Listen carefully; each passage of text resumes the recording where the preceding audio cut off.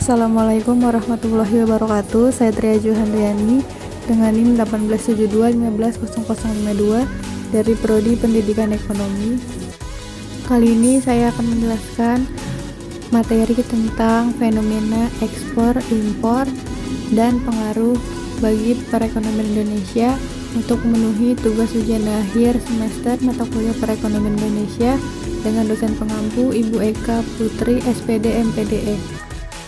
Yang pertama ada pengertian ekspor. Ekspor adalah kegiatan mengeluarkan barang dari daerah pabean. Sedangkan pelaku ekspor perseorangan, lembaga atau badan usaha, baik yang berbentuk badan hukum maupun bukan badan hukum, disebut sebagai eksportir.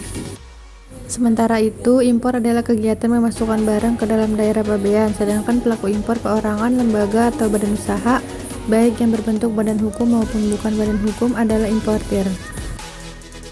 Selanjutnya ada tujuan ekspor dan impor.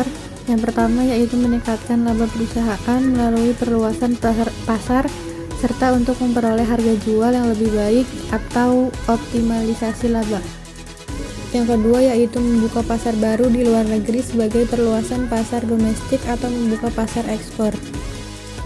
Yang terakhir yaitu membiasakan diri bersaing dalam pasar internasional sehingga terlatih dalam persaingan yang ketat dan terhindar dari sebutan jago kandang. Selanjutnya yaitu tujuan impor. Yang pertama, memenuhi kebutuhan dalam negeri baik berupa bahan baku atau penolong, barang modal, dan barang konsumsi. Yang kedua yaitu mempertahankan stabilitas harga produk dalam negeri. Biasanya kelangkaan suatu barang dalam negeri akan mengerek harga barang tersebut sehingga membutuhkan impor untuk menstabilkan harga produk tersebut. Yang terakhir yaitu kebutuhan barang dapat terjangkau oleh masyarakat.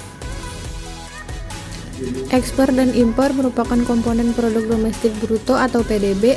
Selain konsumsi rumah tangga, pembentukan modal tetap bruto atau PMTB, dan investasi serta konsumsi pemerintah. Selanjutnya ada pengaruh ekspor bagi perekonomian Indonesia. Yang pertama, transaksi ekspor barang dan jasa mendatangkan devisa bagi negara. Devisa sendiri merupakan aset dan kewajiban finansial yang dapat digunakan dalam transaksi internasional yang berupa valuta asing atau falas, emas, dan surat berharga. Yang kedua, ekspor dapat meningkatkan pertumbuhan industri dalam negeri. Yang terakhir, ekspor mendorong serapan tenaga kerja karena industri dalam negeri bertumbuh. Selanjutnya ada pengaruh impor bagi perekonomian Indonesia. Yang pertama, mempertahankan stabilitas perekonomian karena impor dapat mencegah kenaikan harga yang dipicu kelangkaan barang. Yang kedua yaitu berbanding terbalik dengan ekspor yang mendatangkan devisa pada negara, kegiatan impor akan mengurangi devisa. Yang terakhir yaitu dalam perhitungan PDB, barang dan jasa yang berasal dari impor bukan merupakan bagian dari output domestik. Karenanya dalam perhitungan PDB nilai impor menjadi faktor pengurang. Mungkin itu saja yang bisa saya sampaikan dalam materi ini, kurang lebihnya mohon maaf. Wassalamualaikum warahmatullahi wabarakatuh.